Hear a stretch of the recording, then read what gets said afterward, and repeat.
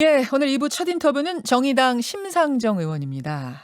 최근에 사회적으로 공분을 일으키고 있는 공군 부사관 성추행 사망 사건. 어제 곳곳에 대한 압수수색이 있었고요. 가해자 구속됐고 수사는 급물살 타는 것 같은데 심상정 의원은 반드시 특검이 필요하다 이렇게 주장을 하고 있습니다. 직접 만나보죠. 심상정 의원님 어서 오세요. 네, 안녕하세요. 예, 부사관 사건 얘기하기 전에 잠깐 좀 땅 얘기부터 하고 갈게요. 네. 심 의원님은 땅 좀 가지고 계세요? 땅 한 평만 있으면 좋겠습니다.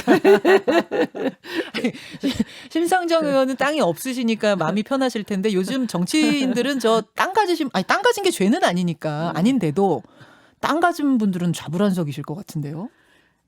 그동안에 이제 뭐 특혜나 불공정 얘기 불거져 나올 때마다 전수조사 얘기 많이 나왔잖아요. 예. 근데 한 번도 안 됐죠. 안 됐죠. 예. 근데 이번에 이제 첫 번째로 민주당에서 전수조사 결과가 나오고 또 12명이 고발되니까 국회가 이제 좀 뒤숭숭한 것 같습니다. 뒤숭숭한 건 사실이죠. 그리고 이제 부담을 크게 갖는 것 같아요.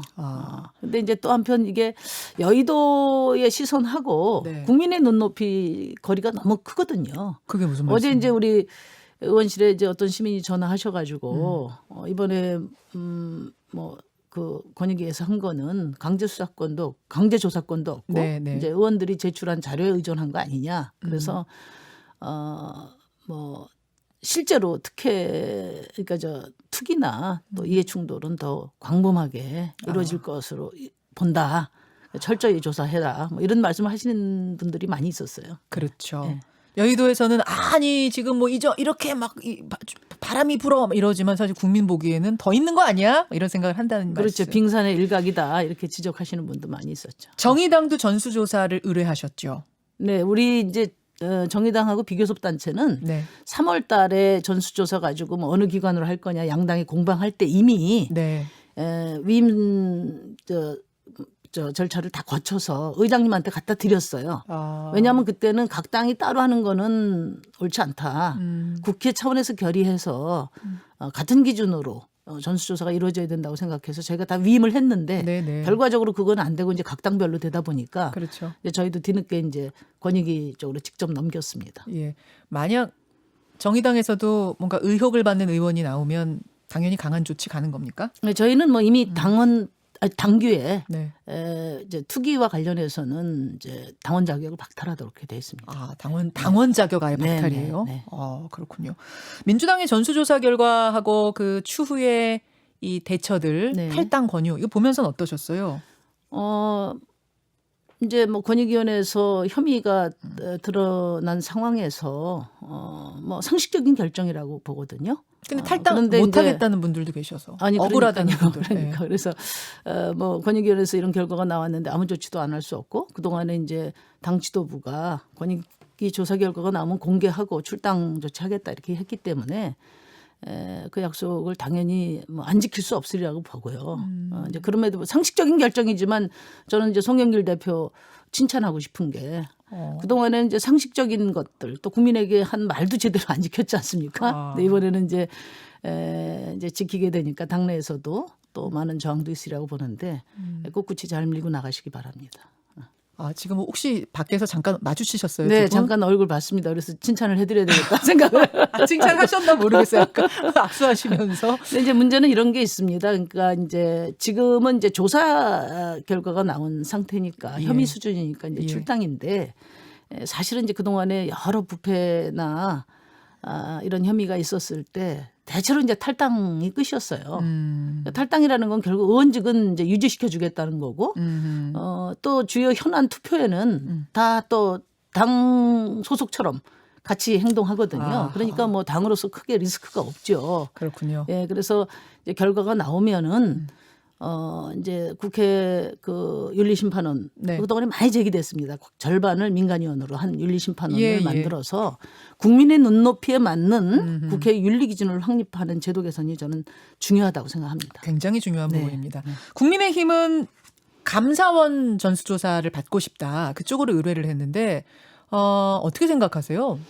이제 국민의힘이 이 전수조사와 관련해서 이제 제일 제 속이 불편하실 거라고 보는데요. 왜요? 땅이 그냥 많아서? 아무래도 이제 부동산 투기와 관련해서는 이제 원조 정당 아닙니까? 그러니까 이제 뭐 속이 복잡하실 것 같아요. 근데 이제 더 이상 퇴로는 없다. 더 이상 새길 찾지 말고 빨리 권익위원회에 명단 넘기시라 그 말씀 드리고 싶습니다. 누가 당대표가 되든 아, 그건 신임 물론이죠. 당대표는 그 네. 결정을 해야만 될 것이다라고 아니 보시는 그 저기 거군요. 감사원이 우리 권한이 아니라고 하는데 네. 그 월권을 강요하는 것도 월권이에요. 그 갑질이거든요. 알겠습니다. 알겠습니다. 자, 이야기를 좀 이제 공군 얘기로 가보죠. 공군 부사관 성추행 사망 사건. 지금 이제 뒤늦었지만 그래도 지금 수사가 활발히 이루어지고 있는데 이걸로는 안 된다. 특검을 하자 주장하셨어요. 그러니까 군대 내의 성폭력은 어제 오늘의 일이 아니고요.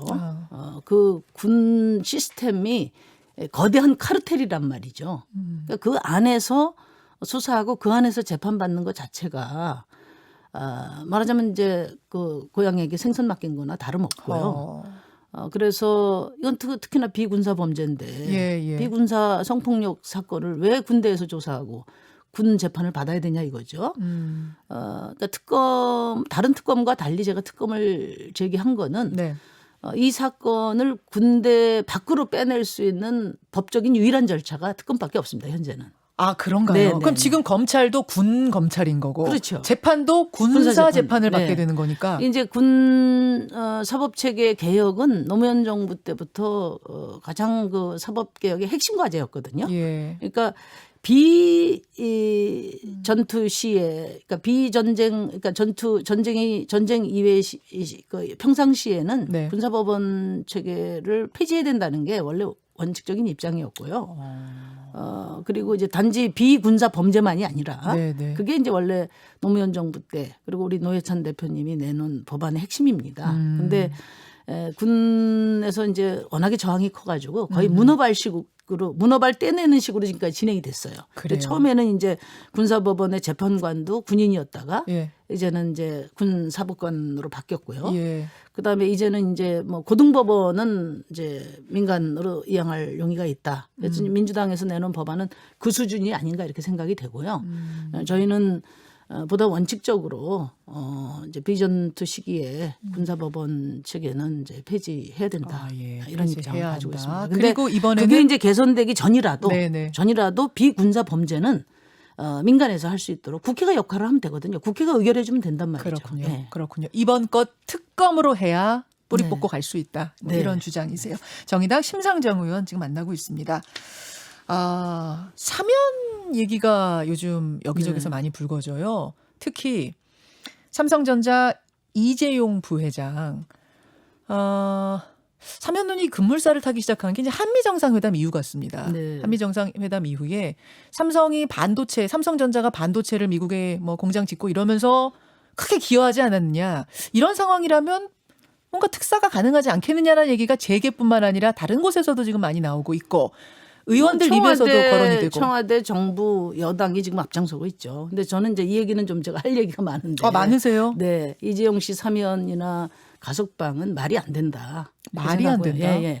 제가 2016년도에 이제 정치권에서 처음으로 삼성물산과 삼성바이오로직스 합병은 잘못됐다. 이렇게 제기한 사람이거든요. 예. 그래서 당시에 국민연금 그 투자 회의록도 공개하고 금감원에 삼성바이오로직스의 분식회계에 대한 특별 감리를 제가 요청을 했고요. 맞아요. 기억납니다. 그래서 기억납니다. 금감원에서 이재용 씨 경영권 승계를 위한 분식회계다 이런 결론이 나서 구속이 됐던 겁니다. 예. 그러니까 제가 삼성에 계속 맞짱을 뜨고 있는 이유는 우리 사회의 특혜와 불공정의 상징이 삼성이기 때문에 그래요. 삼성이 지나가면 없던 법도 생기고 삼성이 지나가면 있는 법도 없어지는 그런 과정이 계속 반복됐잖아요. 근데 이번에도 그 아버지에 이어서 이재용 씨를 풀어주면 결국은 이제 우리 대한민국 삼성공화국이라는 거 입증하는 것밖에 아니다. 그리고 제가 특별히 이제 경제적 측면에서 좀 말씀을 드리면은 네. 시장 질서 교란 행위를 엄단하는 그 역할이 바로 국가의 책무거든요. 자, 근데 이제 그 얘기가 나올 때마다 이런 반론하는 분들이 계세요. 지금 불공정의 상징이 삼성이다 그러셨는데 또 한편으로 보면은 우리 사회의 먹고 사는 문제, 많은 사람들의 어떤 가정의 살림이 달려 있는 곳이 또 삼성 아니냐. 거기 근무하는 사람들 하청업체, 뭐 또 재하청업체 다 하면 어마어마하게 많은 사람들이 삼성에서 뭐 근무하고 있다 이런 이야기도 하고 우리 경제의 큰 축을 담당하고 있는데 코로나 때문에 이렇게 어려운 시기에 뭐 총수를 이렇게 묶어둬서야 되겠느냐 또 이런 얘기하시는 분도 계시는데 이제 그것을 이제 그 뭐 정치권이나 언론에서 이제 그렇게 그 유도해서 그런 건데요. 지금 삼성전자에서 이재용 부회장의 지분은 1.44%예요. 삼성의 반도체 투자는 삼성그룹이나 삼성전자의 어떤 경영 전략 차원에서 결정되는 거지. 1.44%를 갖고 있는 총수가 우지자지하는 거 이걸 개혁하자는 게 그동안에 더불어민주당이 계속 주장해 왔던 경제민주화 아닙니까? 예. 그리고 이런 시장 분식 회계라는 것은 시장 질서에서 용납할 수 없는 그런 중대 범죄거든요. 그러니까 이런 것들을 엄단해서 시장 질서를 그 자유로운 어떤 그런 민주적인 어떤 경쟁 체제로 만드는 것을 정부가 해야 되는 일인데 지금까지 대통령도 그렇고 여당이 주장해 왔던 자신들이 주장해 왔던 그 경제 민주화를 스스로 부정하고 있단 말이에요. 스스로 부정하는 길이 저는 될 이제 것이다. 얼마 전에 송영길 대표가 가석방은 검토할 수 있다고 했고 예. 또 법무부 장관이 뭐 일리 있다 이렇게 이야기를 했는데 가석방, 그러니까 사면은 아니지만 가석방. 그거나 그거나 마찬가지인데요. 예, 이렇게 이제 청와대부터 정부 여당이 이재용 씨 구하기에 발벗고 나선 것은 이건 더불어 삼성당 아니면 할 수 없는 일이라고 저는 말씀드리고 싶어요. 도대체 더불어민주당의 정체성이 뭐냐 되묻고 싶습니다. 왜냐하면 이런 재벌 총수 1인 지배 체제 예. 그리고 시장 질서를 교란하는 이런 범죄를 엄단하겠다는 게 그동안의 경제민주화의 핵심 가치거든요. 그렇게 주장해 와놓고 지금 와가지고 그걸 다 뒤집고 있단 말이에요. 대단히 유감스럽다 그 말씀드립니다. 더불어 삼성당이라는 표현 아니면 어떻게 집권 여당이 이렇게 발벗고 나설 수가 있습니까? 그래서 저는 야당으로서 좀 참담함을 느낍니다.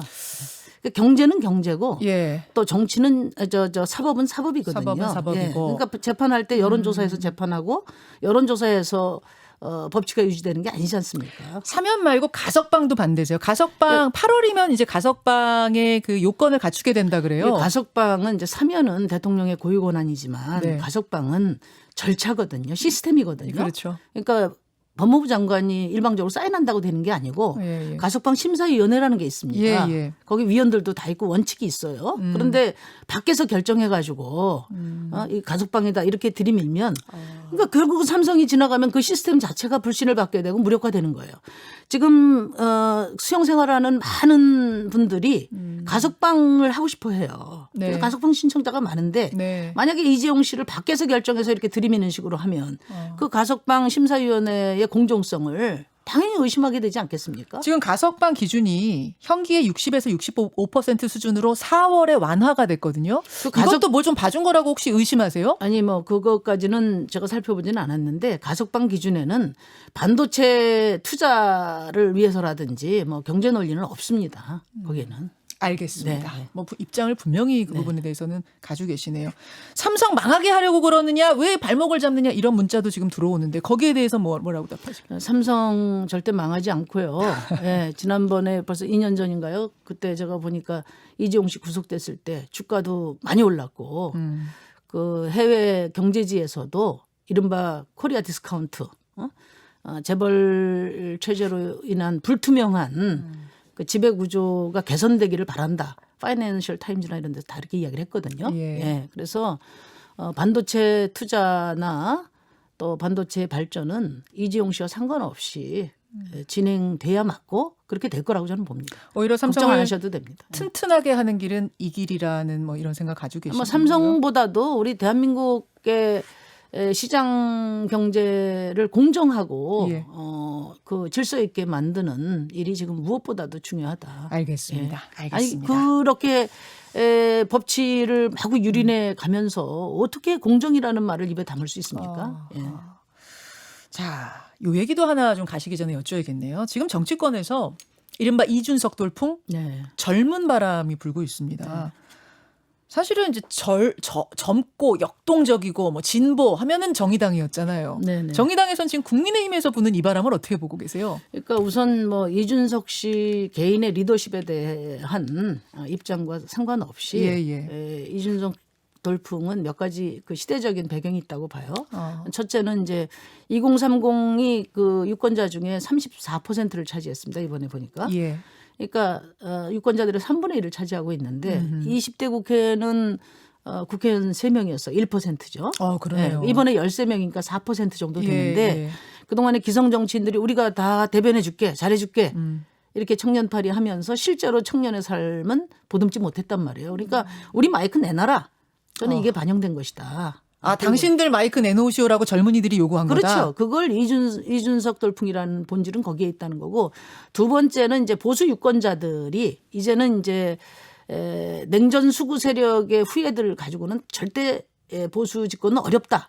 이런 저는 확신이 섰다고 생각합니다. 전략적 판단을 했다고 네네. 보시는 거예요. 그래서 보수 형질을 바꿔야 된다. 이런 문제인식이 분명하다고 보고 그 도구가 또 이제 이준석으로 표현된 것이다. 아하. 그래서 어쨌든 이준석 씨가 당대표가 된다면 그거는 이제 정치 교체의 신호가 되기를 저는 기대합니다. 네. 그동안 너무 오랜 세월 동안 민주 대 반민주라는 적대적인 양당의 공동체제 이게 이제 끝나고 지금 얼마나 다양한 요구와 시대전환적 요구가 우리 정치 앞에 있습니까? 그렇죠. 이런 것들을 반영할 수 있는 다원적인 정당 체제로 나가야 된다. 저는 그렇게 보고요. 그래서 이준석 씨 개인의 어떤 역량이라든지 리더십에 주목한 현상이라기보다는 아까 같은 그런 청년 배제, 네. 그리고 그 보수의 어떤 그 퇴행성, 그리고 너무 오랜 세월 동안 이 기득권 양당 체제에 의해서 눌려온 사회 변화 이런 것들이 복합적으로 작용한 게 아닌가. 그렇게 보시는군요. 네, 그렇게 보고 아까 정의당 말씀하신 김에 제가 자랑 좀 해야 되는데 네. 뭐 이준석 씨가 돌풍이라면 정의당은 훈풍을 만들어 왔죠. 왜냐하면 모든 정당들이 얼마나 자리 다툼이 심합니까? 근데 우리 당에서는 작은 자리지만 청년 비례 할당을 그렇죠. 이제 꾸준히 최초로 하셨죠. 도입해서 예. 최초로 대입해서 이제 지금 2030이 3분의 1 정도 차지하고 있고요. 국회의원 중에. 그리고 또 청년 정의당 제일 먼저 만들었고요. 네. 또 제가 특위장 할 때 30년 만에 만 18세 선거권이나 이야기했고 좀 요즘에 대통령 선거 연령 인하도 이야기하는데 맞아요. 지난 대선 후보 중에 제가 유일하게 네. 대선 피선거권 연령을 낮춰야 된다 주장을 했던 사람입니다. 저는 기본적으로 피선거권과 선거권은 같이 가야 된다 이렇게 생각하고. 그럼 18세로 보시는 거예요? 그렇죠. 현재로선 그렇죠. 그리고 나머지는 유권자들이 결정할 문제다. 알겠습니다. 아니 정치판이 막 이렇게 교체되고 이러면은 저 심상정 의원님도 물러나셔야 될지도 모르는 상황에 올 텐데 괜찮으세요? 정치 후배들이 장강의 안무를 뒷물이 세게 밀어내면 예. 그 영광으로 생각해야죠. 그게 안 돼서 너무 걱정입니다 지금. 알겠습니다. 네. 알겠습니다. 여기까지 정치권의 현안들 정의당 심상정 의원과 함께 짚어봤습니다. 고맙습니다. 네, 감사합니다. 김현정의 뉴스쇼는 청취자 여러분의 참여로 이루어집니다. 트위터, 페이스북, 레인보우 게시판, 그리고 단문 50원, 장문 100원의 유료 문자 샵 1212, 우물정 1212 통해 참여하실 수 있습니다. 김현정의 뉴스쇼, 여러분과 함께 만듭니다.